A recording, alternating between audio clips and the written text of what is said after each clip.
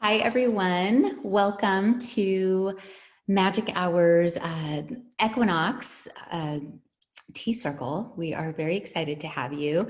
We have a great special guest who is a long time best friend of mine named Ted Dennard, and he's the beekeeper. And so he's going to join us in about 10 or 15 minutes, and we will have, so save your questions, ask anything you want to ask. Ted is, he's kind of a spiritual guy who doesn't think he's spiritual, but because he's so into nature and saving the bees and beekeeping, I just find him to be one of those very sort of reluctant gurus, if you will. So I am very excited to have you all join us. Oh, good, Noelle. Yeah, Ted's been at it for years. And we've been friends for 20 years. So, oh, good, Melissa. That's great. Oh, good. Well, you guys make sure you tell him that when he jumps on so that he knows that you guys already are excited about him. Okay, so how is everybody? I want to go over very quickly how tonight is going to go. It is the equinox, so it's equal night with day, nighttime and daylight. So for magic hour, it's a really lovely time for us to be reminded that the earth is circling the sun and the planets are moving. And really what magic hour is about is remembering that we're in the sacred environment of a moving planet in a cosmos that is absolutely somehow miraculously we were created to live in this cosmos. And so with magic hour, we stop, we take breaths, we think about the miracle that is our existence. And how we do that is we make tea. And I just wanted to show you guys, I got my eyelashes done for you today. Kind of fun. They unlocked the eyelash parlors today, so I was first on the list. Okay. Oh, Camilla, it's your first time. Hi, Edith. Hi, Natasha. Thanks, Crystal. Hi, Melissa. Oh, thanks, honey. Hi, Serafina. Oh, thanks, Sheila. You noticed, Cedar? My hair is just air dried with a bunch of goop in it. So yeah, thank you. Oh, so let us know if you're new. Hi, Cynthia. Hi, Lonnie. Yes, I got them done by, yeah, I'll tell you. So April, hi. Hi, Veronica. Hi, Karen. It does smell like a, hello. Yeah, it does taste like a flower garden. Thanks, Karen. I let it air dry with some goop in it, so it's great. Oh, thank you, Cynthia. Oh, happy move on. Oh, Emily's new. Where are you from, Emily? So if you guys are new, make sure you drop a note in the chat so that we know where you're calling in from. And Stanwood, Washington, beautiful. Oh, good. And Crystal's got her symbiosis with black sage honey. Awesome. Hi, Nicole from New Mexico. You're new. And Cynthia, Scarborough, Maine. Beautiful. Angela in Taos, New Mexico. Oh, and Gina. Hi, Gina in Boston, Massachusetts. Love it. And Veronica in San Diego. Beautiful. Oh my God, look at you guys. We're all here together. And some of you are local to me here in Ojai. Thank goodness. Soon we'll be able to get to do these in person again, and then we'll live stream them. Okay, so tonight we are going to do our tea ceremony when Ted joins us. So what I wanted to do beforehand is give you guys a quick update about what's new with Magic Hour. So you guys will start noticing if you order jars moving forward, they have new packaging around them. We got this on Saturday and we spent all day Saturday and Sunday folding these boxes. So we've had a lot of issues with breakage with the jars, and they're so expensive, and they're expensive to you, they're very expensive to us, and they come from the Netherlands. So this, I'm praying, I'm hoping, it's all recycled, and it's all forestry steward, it's all sustainable, but it'll suspend the jar in the box. And what I really like about this too is you could slap a bow on this and call it a day, and this could be a present. So this just comes with the jar now. Oh, good, Cynthia, glad to see you here. So we have that, and then we also have some brand new samplers that are going to be on the site in the next couple of days. And you guys have been asking for samplers, and so that's happening. And then any of you who have signed up for the October tea cleanse, I am very sorry to inform you it's going to get pushed back till October 7th. We had an issue with fennel that came from Italy. It was certified organic. We double test everything. We tested it, and it didn't pass our organic standards. So we had to get more fennel, which we got it. So we're going to be blending as fast as we can, hopefully to ship in time, so that you will have your cleanse boxes before the first. Ideally, but we just weren't sure if they were going to get there on the 1st or the 5th or whatever. So we had to push it back. So we apologize. We promise it will be worthwhile. And Lucid Dreams will be back in stock by Friday. Cardamom seems to be a COVID issue. So cardamom is, you're welcome, Jessica. That's what we do here. Yes, that's 20 years in the tea biz as an organic expert and, an advocate and an activist. We do not want to be drinking chemicals during a cleanse. Pretty much the opposite of what we want to be doing. So yes, so Lucid Dreams will be back at the end of the month or the end of the week as well. And it was just a cardamom issue because what we do as soon as we get the fresh cardamom is we decorticate it, which is basically we grind it a little. So we open it up so that peppery flavor, everything comes to life. So, oh, good. Yes, the cleanse boxes are cool. I'm so excited to be able to have them for you. Everything right now is very exciting, and I just love sharing this with you. Okay, so enough chitter chatter. I'm waiting to do the tea ceremony for when Ted gets here, but I pulled a card for us. So each day we do a reading, and the tea ceremonies, the Magic Hour mission is to connect the world through tea ceremony. And as we connect the world, it starts with us. So if we connect to ourselves, then we connect to someone we love through tea, and then the circle will keep growing. So our vision is to have millions of women all over the world sitting down and relaxing, and men too, sitting down and relaxing and having tea together and using it as a means of connection and wellness and health and prosperity and creativity and all of that. So every circle, I usually do the tea ceremony first, but we're going to wait for Ted. But I like to pull a card, and this one I pulled for us with a prayer for your well-being and your absolute growth and everything. So it's from the Wild Kuan Yin Oracle, and guess what it is? Happy birthday, Karen. Happy birthday, Zhena. Okay. Oh, Karen, sorry. Okay, it's her joy renders the impossible task possible. Okay, her joy renders the impossible task possible. Is this a good card for us right now, ladies? I think it's going to be very perfect.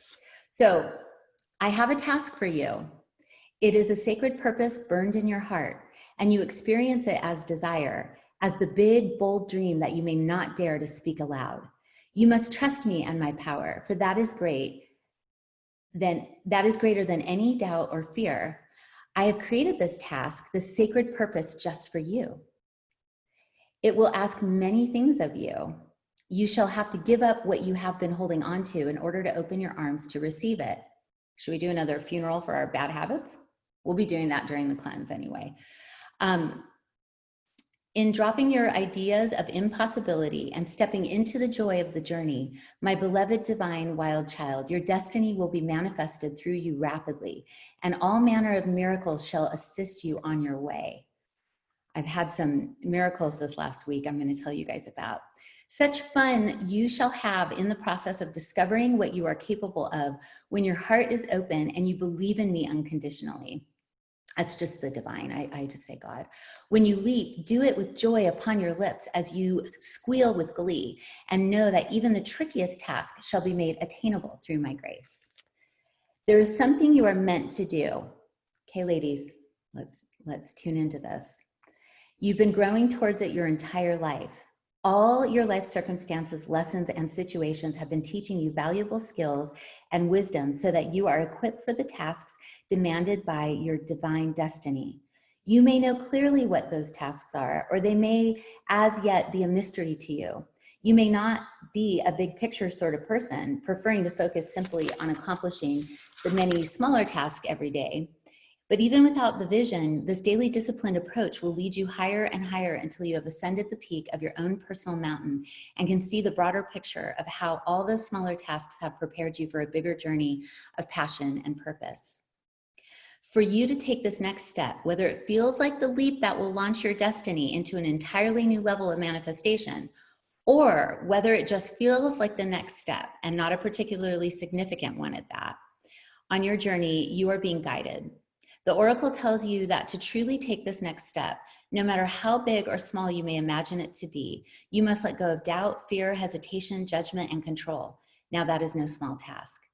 However, what is being asked of you is truly pleasurable, which makes the task rather more palatable, if perhaps not so much easier at first. The pleasure is in the key to successfully taking this next step, to allow joy to be your safety net. And we're big fans of joy around here, aren't we? Joy is your safety net. I love that. To allow joy to be your safety net, your attitude, the feeling by which you are guided, and the basis for your decisions. Bliss, happiness, joy, these are high frequency, high states of being which cannot be contrived, and yet, despite what mainstream culture tends to think, are not dependent on your life circumstances. That is a great and powerful teaching, and perhaps one of the most radically freeing teachings the Divine Mother can ever bestow upon us. To learn to feel joy in our hearts without having to be a particular reason for it is the beginning of access to great spiritual power. So as we work on raising the vibe, let me go grab my Raise the Vibe chart real quick, which comes in every order so that you guys have the awareness. So your reading tonight is about raising the vibration to joy. So joy is here and only peace and enlightenment are above it. And I always say, I'm headed toward joy. Peace and enlightenment, not sure I'll get there completely this life, but joy it is. And you being a stand and a commitment to joy is really what will turn the world around. Because as women, and we have Thomas here too, my blankie, as women, we tend to put other people's joy before our own, and we're wired that way, and there's nothing wrong with it. But what it does is it makes us eat last, right? And leaders normally do eat last, but in the case of a woman who may be starving to have a great pleasure in life, or who has a great hunger or a great dream, you want to continuously be cultivating joy in your daily practices. Tea ceremony is the way that I do it. Meditation, singing bowls, being around people I love. I love who I work with. I love who I socialize with. All of this is joyous. Yes, Karen, it's true. So yes, so joy is the practice. That is our meditation. That is our moving prayer. That is how divinity is experiencing this incredible creation through us. Oh, Paula, welcome from Northern Illinois, my love. So you are being called to a place of joy without judgment, okay? I know that might sound a little esoteric, but it's also like when you start to feel judgment, it's usually aimed at yourself even though you don't realize it. It's usually you saying to yourself, I'm being judged, therefore I will judge. And we don't even realize we're doing it. So as we're heading into election season, as we're heading into, more waves of COVID, what we need is to cultivate joy in our bodies. Joy increases our immune system.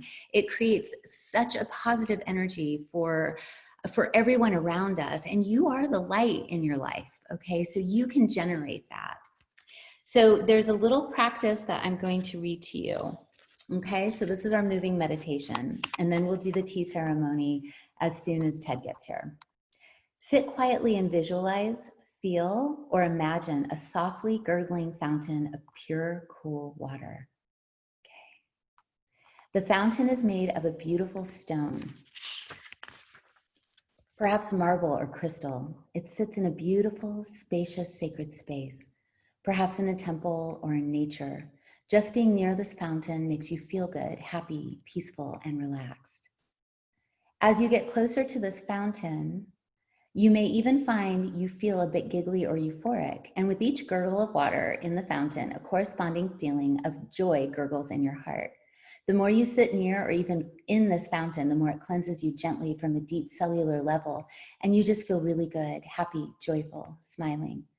Stay there for as long as you wish. Say this prayer. Kuan Yin, or the universe who loves me unconditionally, bless me with the ability to feel the wellspring of joy within. Restore me to my natural state and help me live with that joy ever available, even in times of challenge. I have compassion for the darkness in myself and for others who fear, who turn away from happiness and find it hard to love and feel joy. I do not fear those parts of me or others. I just ask for your healing grace to bring light to that darkness. I choose of my own free will to rise up to the tasks divinity sets for me with joy in my heart now. I thank you for the opportunity to live out my destiny with so much gladness in my soul. I thank you for the gifts you bring into my life that brings me joy and evokes unconditional trust from my heart to yours. May all beings be happy and free. Through my own free will and your divine grace, so be it. So be it. Yes. Oh, it did give your soul joy. So, Thomas, we're not having, I haven't seen Ted show up. So Thomas, you might want to send him another email. Let me text him just to make sure he has the right link.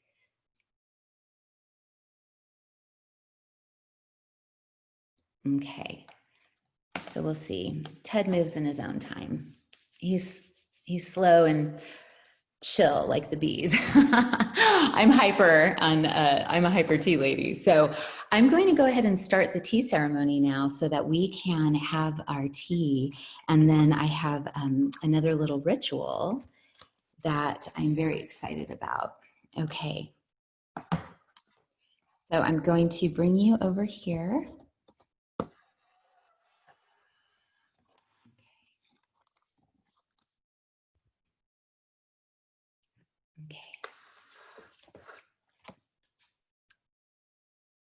Okay.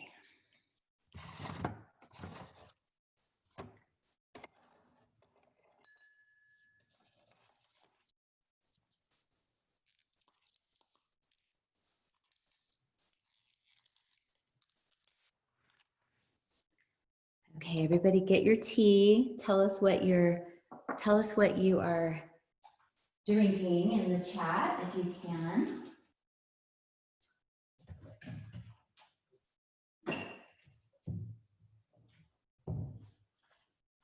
Okay, Ted says he's logging on, but I still haven't seen him. Okay, my loves, here we go. You're all drinking Symbiosis? Oh, I love it.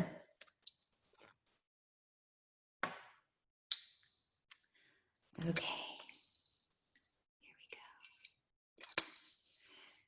So as you brew your tea, you want to think about all the sources of all the tea.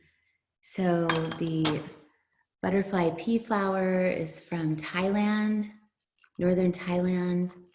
The chamomile is from Croatia. He's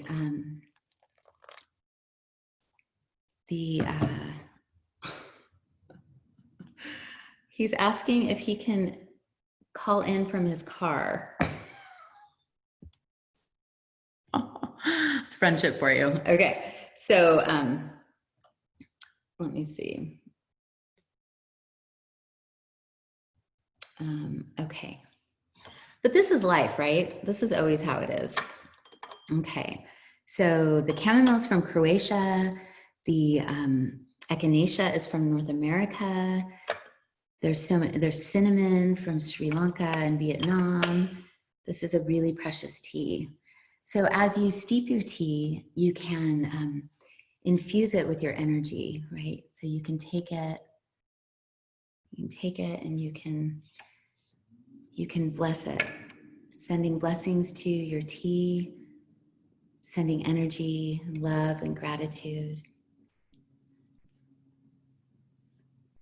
Oh, Brandy, you're in your car too? I told him he couldn't do it from his car. Okay, so now we're gonna pour it.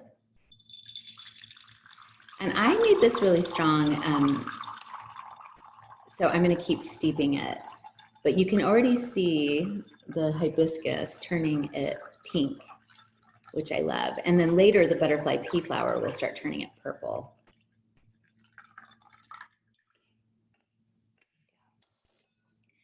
Okay, he says 5 minutes to his office, so we'll wait for Ted. Okay, and so then we've got the black sage honey, which he's gonna talk about. Lonnie, oh, the tin hand's the same one.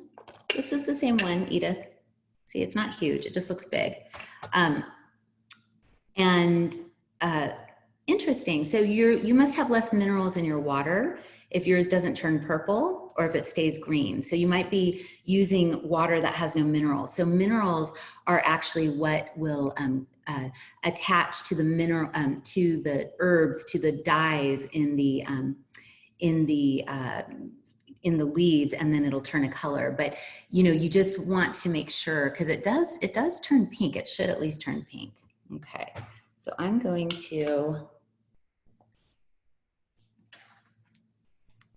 to take some honey.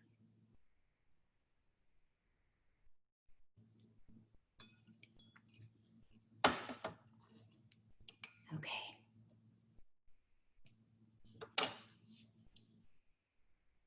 And now bring your cup to your heart.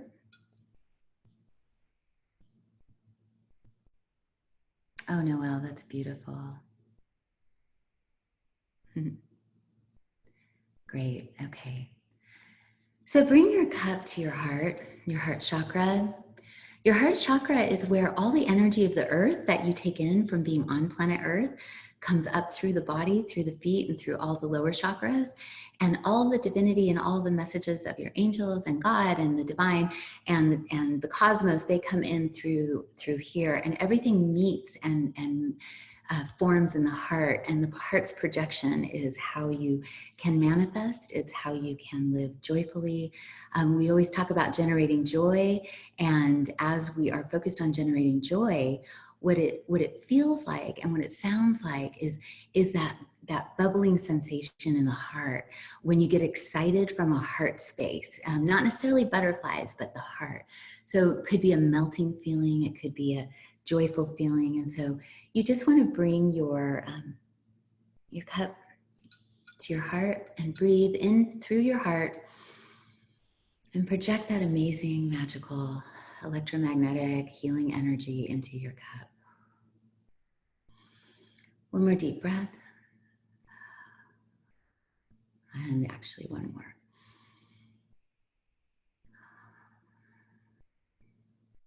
And as you bring yourself into your senses are how divinity talks to you. It's how the earth gets to resonate through you. It's how the angels get to experience life because of your joy and your expression of self through your senses. And so I always like to bring us into our senses with tea ceremony. And you can ask yourself first, one of any of the 5 senses, you can ask yourself, what do I hear? What do I hear?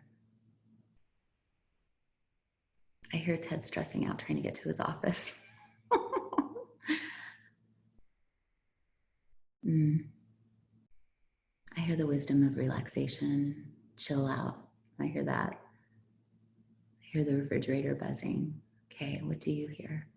You have first sound hearing and you have second sound hearing. And the second sound hearing is your clairaudience. And when you're clairaudient, you hear the quiet voice. That is divinity speaking. Okay, so you can ask yourself, what do I see? What do I see? What do I see? We have so many things to look at. I see crystal clear pink water, tea. I see you, I see me, I see you chatting. Brandy sees stoplights. Angela, hearts, purple, beauty, yes. And the recipe for symbiosis is only 2% butterfly pea flower. So if you're getting, you won't always necessarily get purple, like the butterfly pea flower, but soon you'll have a tea that's just bright blue. So not to give it all away. Okay. So what do I hear and what do I see? Yeah.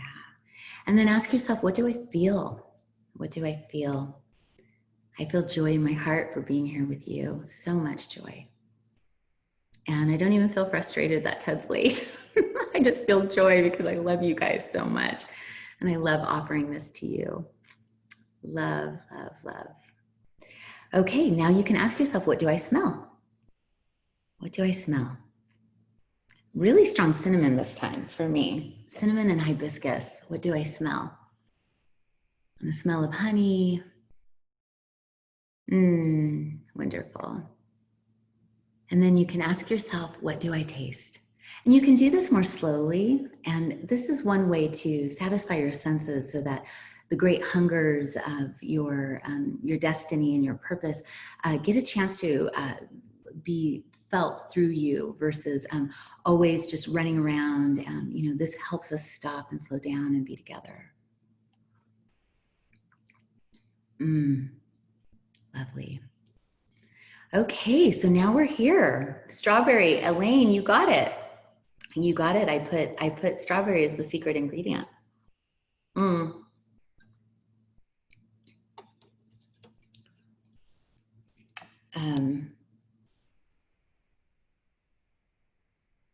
Okay. Okay. So now I'm going to sage us because Ted is still trying to figure out what background he wants to do. Actually, no, I'm going to read you from my favorite book. Okay. So I picked a reading today for you guys. Oh, Zhena. Okay, so let's talk a little bit. Chamomile is, when chamomile's fresh, and mine is from Croatia, but it's very fresh. It has a taste of apples. Yeah. And Lisa, you're right. Summer flavors and flowers. Yeah. Yes, the symbiosis. Yeah, and so the chamomile's blended in with so many other ingredients that it becomes, and every ingredient in this tea is actually, other than the cinnamon, is for pollinators. So we want to accentuate that organic flowers are, and organic agriculture is what is keeping our pollinators alive. And so when we make all of these teas, we look at, like, is the jasmine organic? Is the chamomile organic? Are the roses organic? Everything we need to do to save our pollinators is actually what we're doing here. So without bees, we will be lost. We won't have food, and humans will probably perish pretty quickly. So what we want to do is we want to buy organic, and we want to ensure that the bees have, healthy blooms in order to pollinate. Yes. Okay. Okay. Sorry, he's like my brother. Okay. So I pulled this for you. This is from my favorite book. It's Alexandra Solnato channels the consciousness of Jesus. She is amazing, and this is my go-to book. So I am going to read this now. So what I pulled for you earlier was the present moment, okay? And I asked, what could I read to you that would give you the highest vibration message? The best way to connect with heaven is to live in the present moment. It is a unique moment, and once it is over, it will never again return. If you try to delay this moment, it will transform itself into the past. Let me read that again. If you try to delay this moment, it will transform itself into the past. If you try to anticipate it, trying to control what is going to happen, it will never be anything other than the future, a frequency of the future. For as you know, the absolute future does not exist. Heavy. People's free will should always be taken into consideration. It is the choices each of us makes that shape the future. What lies ahead is always a consequence of our past and present. To sum up, live today, the here and now, this precise moment in which you can effectively make choices. You cannot choose the past, for the past has already been chosen. Your present has been shaped by choices made in the past. What is important now is that you live today wisely and put into practice what you have chosen. Your choice will reveal who you truly are. but only from this present moment, right? It's pretty amazing. What is important now is that you live today wisely and put into practice what you have chosen.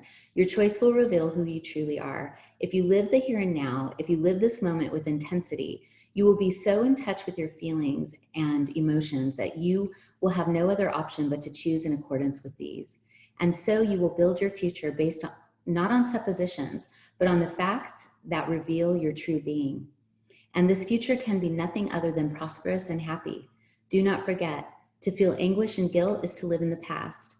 To feel anxiety is to live in the future. Live in the here and now, this moment, and you will be inspired to be who you really are. Amazing. Yeah, isn't it amazing? So let me, we're just gonna call Ted because I don't know what's happening.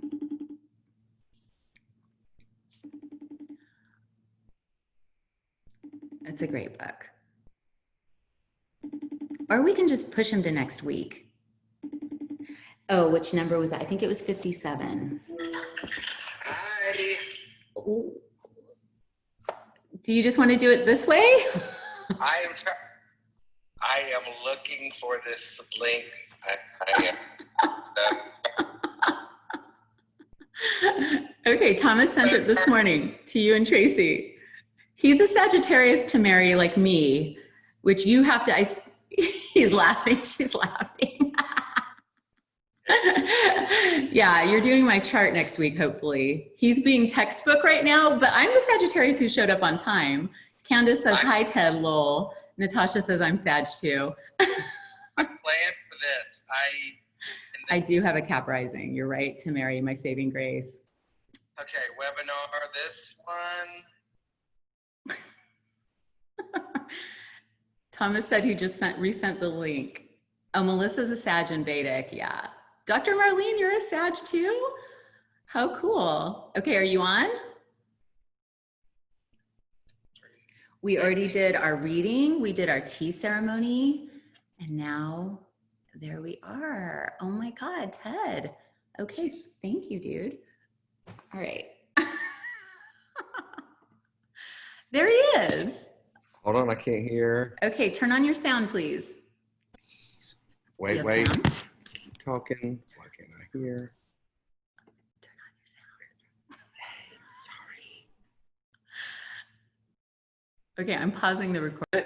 They have nectar on it, and it is just the most yummy, bubble gummy, delicious honey. And it's the most fructose of any honey. So all honey has a fructose glucose sugar ratio, and they all equal to about 70% of the total sugars. And it has the most fructose, and so it's got this real soft sweet. It's kind of buttery tasting, and it will never granulate. It doesn't spike your glycemic index. There's a million reasons. It's just the best. So Amaran, hi Levy, she says, as a vegan, it's great to hear someone who loves and takes care of the bees and doesn't just use them. I know you and I have talked a lot about that. Right. No, I do love bees. Unfortunately, these days, and we can blame mankind for that, not necessarily beekeepers, but honeybees definitely need beekeepers. They really do. And it's not like you couldn't have some wild hives that would thrive.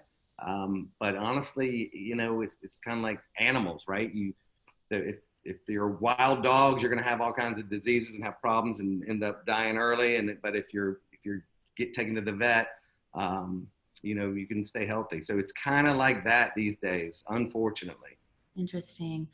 So Noelle is asking about the tupelo trees and how they're holding up in climate change.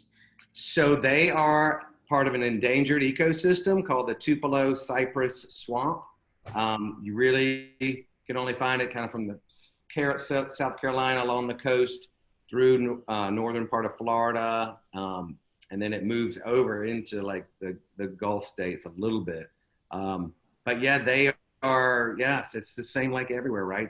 They cut the trees. Now a lot of those rivers are protected. And so you can't go cut those trees, but everybody kind of clears up until the 200-foot border that you can clear to along the river. So it's it's not great. It's not great, and there's nowhere else in the world that you can make this honey. There's different species of tupelo trees, but this is the one that makes the good honey. So is there anything being done to restore because it's wetlands almost, isn't it? Oh, so they grow like literally in the rivers. And it's really kind of a haunting, cool thing. You have cypress knees that poke up out of the ground, and really they're so cool looking. But yeah, they grow in the rivers, and the rivers flood, so they'll be 15 feet in the water, like up the trunks during the wintertime. So it's And nobody. Roxanne's asking about sourwood. You had sourwood for years. Do you still have it? I do have some sourwood. So, okay, so that's my second favorite honey. Arguably, with those two honeys, you will find your favorite because my dad likes sourwood more. I like Tupelo more. It's amazing, that honey. It comes from the mountains, just the southern Appalachians. The high elevations make the best honey, and again, you don't make much. This was a really, really good year. So I've got some, sitting on my desk, and it's got this rosy kind of purpley tint to it, and it's got gingerbready, maple spice kind of flavors, and it's just orchestra of flavors, but they all like sing in your mouth. I don't know, I'm not saying it right, but there's lots of flavors. They got it. Okay. So Catherine is asking, can diabetics have honey? And you mentioned that Tupelo is safe for diabetics. Well, so here's the thing. I'm not a doctor, and I'm not supposed to say that. Tupelo honey was known as the only honey diabetics could eat for decades. And I think the science now, I've had 3 diabetics that worked for me that said they could eat it and it was no problem. And then a doctor, I think, would tell you that you could eat like a little bit of, maybe different honeys and be okay. But I don't know that, right? But if I was a diabetic and I was going to eat honey, the Tupelo, the sourwood, and the acacia honey, those 3 are really high fructose. Yeah, the acacia is definitely my second favorite to the Tupelo. I'm almost out of it. Well, I'll have to send you another. Thank you. So Noel, so Amy is asking, any thoughts on how to help the bees from all the pesticide horrors going on? Is there any way to help combat that and help the bees thrive?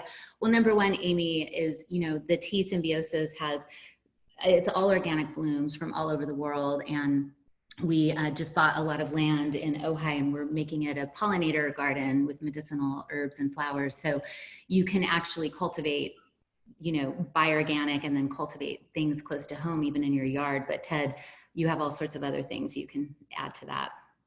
Well, I mean, of course, yeah, organic is, if we could make everybody go that route, that would be amazing. What do you do? I encourage people to try not to use pesticides.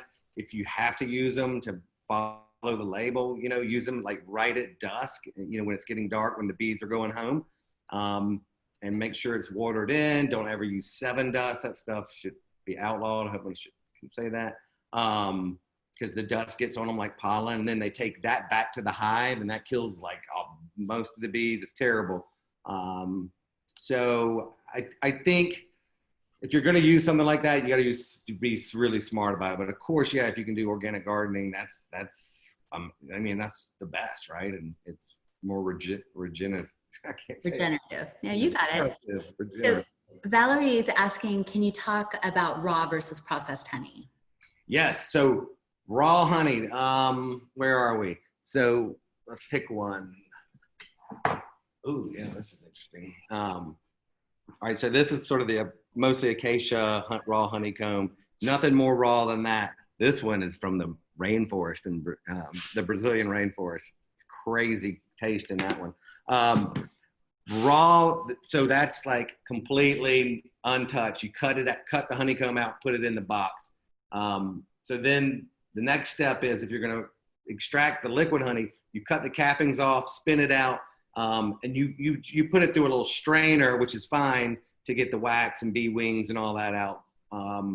And then if you don't heat honey, most honey is going to granulate. Some people unfortunately heat it up to try and stop that, like heat it really hot where it just kind of kills all the enzymes and the goodie. So that is not raw. We have some honeys that do granulate because of that FG ratio I talked about. We warm them up to like 125 degrees at the most, just to try and slow that process down, because unfortunately people don't buy honey when it's granulated. And we don't call those raw, even though they would test raw, right? Because we're not heating them up over 140. So yeah, the raw unfiltered would be it would be the best, right? You get all the goody pollen in it. That black sage honey, right? Did anybody see the pollen on the top of the jar? On these tall bottles, the pollen concentrates in the top. I mean, and the ring of pollen is as big as that stripe right there. So that is the good stuff. Aw. Amy says, it's so heartwarming to see his love and joy of the bees and honey. Thank you. Veronica wants to be a beekeeper. Yes. So Roxanne is asking how sweet sourwood honey is. How sweet. Yeah, they're all different sweets. Oh, and Noelle, the blissful witch, produces Tupelo as well. Oh. And nice. Elizabeth, my darling Elizabeth, is about to buy 15 acres in Florida. Maybe she should have bees. Is it super hard? No, it's not, right? Really not. It's really not. You can have bees. Again, with all the maladies and pests and all that, bees are kind of have this big onslaught against them. So you just try and protect against that. But no, it's not hard at all. Oh, it's beautiful. Jessica says, plant flowering plants as many natives as possible. Yeah. Melissa says, thank you for being a sacred advocate for the bees. It's why I support your business. Oh, thank you. We have a lot of the same customers. Okay, so really quick, I want to just, there's some questions here. Carla, they have sampler packs on the website. I just placed a huge order yesterday or today for more on our website. Do bees do the mixology, Elaine's asking, or do you blend it together for flavor? So that's a good question. The bees do. So when we have the honey, we're not, there's like 2 exceptions, but we're not putting other honey with it at all, right? So the color, the taste, the sugar composition is going to be dependent on what species of flower the bee gets the nectar from. So if you've ever pulled the honeysuckle, you know, that little bottom off and you get that little drop of sweet, that's nectar. And the bees take it back to their hive, fan the water out of it to make the honey. And it is going to give all the characteristics and the taste to the honey. Wonderful. Catherine's asking, she's a nurse and has worked with doctors placing Manuka honey in wounds. Ever hear of any other uses? And then Lonnie also asked about different health benefits. Yes, I love that. And I could wax on about Dr. Peter Mullen that did all the research on it, but I won't. Honey is so good for any cut. So my kids, they've never had anything but honey in a wound. I've had oyster cuts, like slicing through tendons, put honey on it, and with a gauze. So you're not like just pouring it, and you put it on there, put some gauze on it, tape it on there, and it doesn't get infected. And if you keep it moist, which is hard to do, because you want to take it off, but if you keep it moist, it doesn't scar. It really is amazing. I've used Manuka, I've used Palmetto. Those are like super antimicrobial, but the Tupelo is the one that works the best for me. And again, it's probably because I love it so much. So Lee's asking how far away is local to be a local honey for us allergy sufferers? Okay, so, and there's studies this way and that way, proving and disproving that the local honey helps. Honey for sure does help people. I literally had somebody today telling me about it, and how she's gotten off of all her medicines and stuff. Personally, in the beekeeping industry, they say honeycomb is the best. So if you eat like the honeycomb, and I don't know why, but you eat the honeycomb, that would be the best thing. And you just do like a little bite in the morning, bite in the evening. If you can't get that, then yeah, I would support your local beekeeper. And then otherwise, make sure it's raw. But I don't think it has to be like right there. Okay. So like 100-mile radius, just to give Yes, say something. that. You can say that.